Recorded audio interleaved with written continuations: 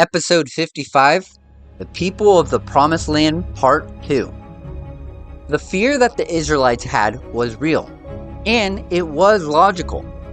Yet, despite the fear, they should have looked to God to be the one that would bring them through their trials. However, they turned their backs to God and trusted in themselves and their own abilities when it came to conquering the land of Canaan. Welcome to the history of the Bible. In the last episode, we talked about the spies coming back from their journey through the Promised Land. They saw and experienced the fruitful land. However, despite the land being a great place to settle and raise their families, the spies brought back the report that the land was not possible to take because of the people that lived in the land. Last time, we discussed the Amalekites and the Hittites. In this episode, we'll continue exploring the different nations and people groups within the land of Canaan. The Jebusites would be the next in the list of nations that lived in the land of Canaan. They were the descendants of Canaan, the grandson of Noah. Now it says in Genesis 10, verse 15 and 16, that the Jebusites came from this lineage, but it isn't clear who exactly. Some scholars believe that the Jebusites were an Amorite tribe that became their own. More on them in a second. Or Jewish tradition holds that the Jebusites were part of the Hittites. Either way, the Jebusites got their name from their capital, which would have been Jebus. Jebus was a city that would later become known as Jerusalem. Yes, the city that would become the capital of Israel. However, at this moment in time, the city of Jerusalem did not exist. In reality, it didn't exist until the reign of King David. The city of Jerusalem was in the hills just north of the Negev. This is where the Jebusites lived, in and around the hills of their capital. It is said that the Jebusites were a warlike people. Up until recently in modern day, it was believed that the Jebusites were not real, made up because their name was only found in the Bible. However, there has been a discovery of a tablet that could have the name of the Jebusites mentioned. The name that they found is Yabusim, and in the Semitic language, the Y becomes a J in the Germanic languages like English, thus making it pronounced Jabusim, or very well Jebusites in modern language. The next group of people that was living in the land of Canaan was the Amorites. They too would be the descendants of Canaan. They would live in the highlands of the country. Often the mountains of the land would be called the mountains of the Amorites because that's where they lived. Starting out west of the Dead Sea, they would cover all the hills until one got to Hebron in the west. At this point, most of the mountainous area would be under their control. Sources have been discovered of this people group outside of the Bible. The Israelites would call them the Amorites.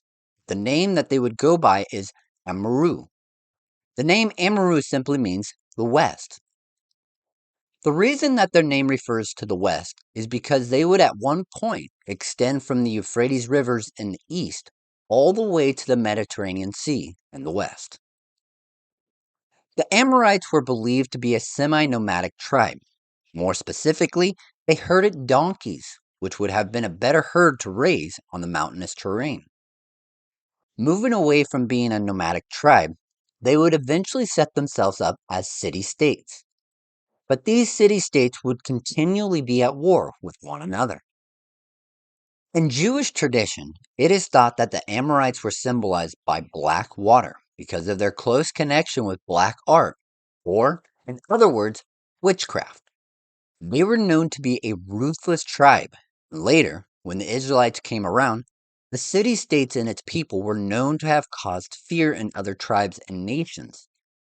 In a hymn that was found, its verses talk about the Amorites. It says that the weapon is his companion, who knows no submission, who eats uncooked flesh, who has no house in his lifetime, who does not bury his dead. Even among the local tribes, the Amorites had a reputation for being ruthless. But we'll discover that most of the nations and tribes in the land of Canaan had a similar reputation as well. The next group of people is the Canaanites. This is a group of people that the land was named after, the land of Canaan. But it also has been named in history as many other things. Some empires knew the land as the Amorites' mountains. Some knew it to be the land of the Hittites. The Israelites called the land of Canaan the Promised Land. So what was it? The interesting thing is that it's all of it. The Amorites, Hittites, Jebusites, they were all descendants of the Canaanites. Canaan, the grandson of Noah, had sons. That from these sons came all the other tribes and nations that would end up settling in the land. So they were all the descendants of Canaan, but they became their own tribe and nation separate from the tribe and nations of Canaan. The Canaanites were very influential throughout the Mediterranean. However, much of their writings don't exist today because they used papyrus instead of clay to document their history. Today, most of their history and what we know about them comes from writings done by other nations and archaeological findings. As mentioned, the Canaanites were influential in the Mediterranean Sea because their land they settled in was mostly on the eastern shores of the sea. However, they also extended into the lowlands of the land where there was good land for pasturing herds. Where the land of Canaan was situated, it became the crossroads of many different cultures. The Egyptians, Mycenaeans, Cretans, Hurons, and Mesopotamian nations would all leave their mark on the culture of the Canaanites. Because the other tribes were living in the land of Canaan, they were all the descendants of Canaan. Many of the different people groups looked and acted very similar. The religion was pretty much the exact same for all the nations. We'll talk about the religion of the nations in a moment, but most of the tribes started out as nomadic, and eventually, by the time the Israelites showed up from Egypt, the nations in the land had become city states, each with their own king set up to rule the city. These cities that were individual city states were well fortified and defended. Just like the other tribes and nations, the Canaanites themselves were a warlike people that were not easily defeated. The other tribe and nation that is mentioned by the spies is Anakim, or Anakites. When the spies returned, they said that they saw there the Nephilims, the sons of Anak, who came from the Nephilim, and that the spies felt like grasshoppers to them. This people group is believed to have lived in the southern part of the land, in the hills of Hebron, heading north from the Negev. The hills of Hebron would be next. The Anakites were the descendants of Anak, who was the son of Arba. And Arba is said in Joshua 14, verse 15, to be the greatest man among the Anakims. The name Anakim means the long neck, or also thought to mean tall. However, other scholars have thought that instead of the name meaning long necked, it could mean the necklace wearers. Two very different things. Scholars have suggested that the people of Anakim were not actually, well, tall. They believe that the spies only made these comments about the people of the land being giants and them feeling like grasshoppers to help discourage any thoughts of trying to go up and take the land. Often, these arguments about the people of Anakim not being giants are used to avoid the question whether they are Nephilims or not. Because if they are part of the Nephilim race, then who or what created the Nephilims? If they weren't the Nephilims, well then we can fit it in a nice perfect little box and not have to deal with the reality of giants in the land. To help shine a little more light on the situation, we're going to jump to the future of Israel's history, when Joshua comes back to fight against the people of the land of Canaan to conquer the land. It says that he defeated the Nakites to the point where none were left except in a few cities. He didn't destroy all of them. A few of the Nakites lived in Gaza, Gath, and Ashdod. Fast forward again to when David faces Goliath. Goliath was a giant, there's no doubt about that. But what is forgotten is that Goliath is from Gath. Gath is one of the cities that Joshua left the Anakites to live in. Coming back to the spies' report of the land, they saw the Nephilims in the land, who were the sons of Anak. who came from the descendants of Nephilims. To help make this a little more confusing, the local name Rephaim is used to describe the giants. The people in the land were Anakites. They came from their forefather Anak, who came from Arba. Arba was considered to be the greatest man among the Anakim. This most likely means greatest fighter. Anak came from the line of the Nephilims. A local name to the land of Canaan referred to the giants as Rephaim. Rephaim literally means terrible ones. In the Hebrew language, Rephaim refers to the mighty people, tall stature who lived in Canaan. The word Rephaim was not a people group, but a descriptive word to describe the giants, who were the descendants of Anak. The reason we mention this is because later on in history, a battle will happen between Moses and the Israelites and a king by the name of Og. More will be talked about him later on, but for now, it is believed that Og was to be about 10 to 11 feet tall. This is all to help recognize that the land of Canaan did have giants in it. Even extra biblical sources have been found in Egypt that writes of giants living in the land of Canaan. But this does point out that the Nephilims from Genesis are thought to be giants, as their descendants were believed to have settled in the land of Canaan. So the Anakites are the descendants of Anak, who is the descendant of Arba. Again, they lived most likely in and around Hebron, as it has been discovered that the ancient name for the city of Hebron was Kirjath Arba. This would be the name of the city in Abraham's time, as Sarah died there. What this means is that Hebron was actually the ancient city of Arba, or that Arba was the founder of the city. Arba is believed to be the father of the giants in the land of Canaan, who was a powerful man of war. He would have settled in the land sometime during or before Abraham lived in the land of Canaan. Now, where did Arba come from? This isn't fully clear. Most likely, just like all the other people groups in the land, he was the descendant of Canaan. Yet, he was a giant. In chapter 6 of Genesis, it mentions that the Nephilims lived before and after the flood. Most likely, Arba and his descendants were those referenced by Moses in Genesis. If Arba was a descendant of Canaan, then that would mean that the genetics of the giants passed on through Canaan after the flood. But not all of Canaan's descendants were giants, only this group. However, this isn't actually known to be true. In reality, the origin of Arba isn't fully known. What is known is that Arba settled in and around Hebron and the surrounding hills. He then would become the ancestor of Anak, who would then become the father of the Anakites. The Anakites were the giant race living in the land of Canaan, and it is this group of people that the Israelite spies report back to the rest of Israel are feeling like a grasshopper in their sight.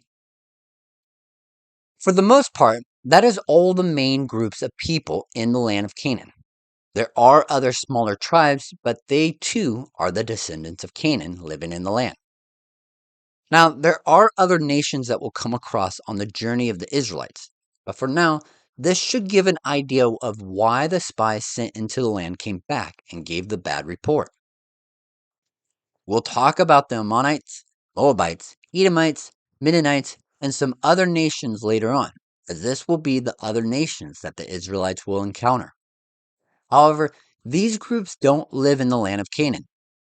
They live in the Transjordan along the border of the land of Canaan. To give a little bit of a background of these tribes, nations, and their religions, those that lived in the land of Canaan pretty much all worshiped the same gods and goddesses that were known to be the Canaanites. They had multiple gods and goddesses.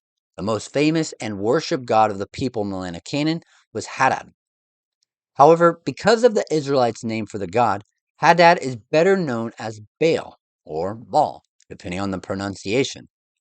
For us, we'll use Baal. Baal was worshipped in much of the ancient Middle East. Believed to be the god of fertility, along with other things, but mostly the god of fertility. Baal is thought to have fought the right to be the king of all the gods in a fight with the sea god. After winning the battle with the sea god, Baal is believed to be in a continuous battle with the god of death and sterility, the opposite of what Baal represents. The people of the ancient Middle East believed that if there was fertility of the land and people, then Baal was victorious. However, if there came a season of drought and infertility, then the god of death had won. Their religion was similar to that of the ancient Greeks or Romans. They had one main god and then multiple gods and goddesses. They had the god of the sea, the god of death, the goddess of war and love. This religion would be around and cause the Israelites to pursue other gods pretty much for the rest of its time as an independent nation. Now, there is a thought that the God of Israel came from the Canaanites and the surrounding nations' religion. There's even a god's name in the Canaanites' religion called El, which is the same name that is often used to refer to the God of the Israelites. El Shaddai, Elohim are all some examples of names that refer to the God of Israel. However, that doesn't mean that he is the same God from the Canaanites. The argument for that the God of the Israelites came from other religions is that because the Israelites' route went through the desert near other nations. When the Israelites were going through the desert, some scholars say that they got a new religion at Mount Sinai, believing to have some influence from the surrounding nations. Also, Moses' father-in-law was a priest for the Midianites. The Midianites worshipped similar gods to those of the Canaanites. Scholars believe that because of this, Moses would have brought back much of his father-in-law's theology into the new Israelite religion. When we realize that the God of the Israelites was still the one true God before the Israelites became a people group in the world, he was the God that was there for Abraham, Noah, Adam, and all the other generations in between those men. It shouldn't be looked at as the Israelites copied the surrounding nations' gods and religion. It could be that the surrounding nations copied their gods after the one true God before the Israelites showed up in the world. When the Israelites showed up on the border of the land of Canaan, the tribes and nations within the land were mostly that of city-states. There were some groups that still lived the nomadic lifestyle, but not as many. The society of these city-states is one where they were ruled by the elite, the upper class, and rich of the city. The farmers were the ones that brought in most of the revenue through taxation of their produce. However, the elite were not just the rich or those that had money. Many of these city-states were set up with social system and classes based on warrior class.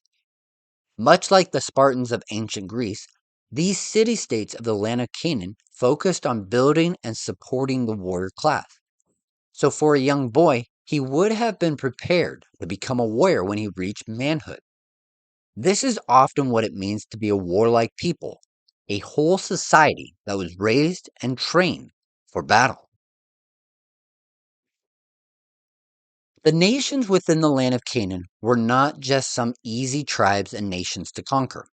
Most of them had well defended walls and fortified cities that were guarded and protected by elite warrior classes.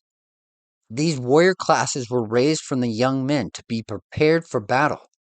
This is why the spies brought back a bad report of the land to the Israelites. We'll begin to see the consequences of the Israelites' rebellion. So join us next time in episode 56, Rebellion in the Desert. Until next time, remember that you are loved, special, and worthwhile.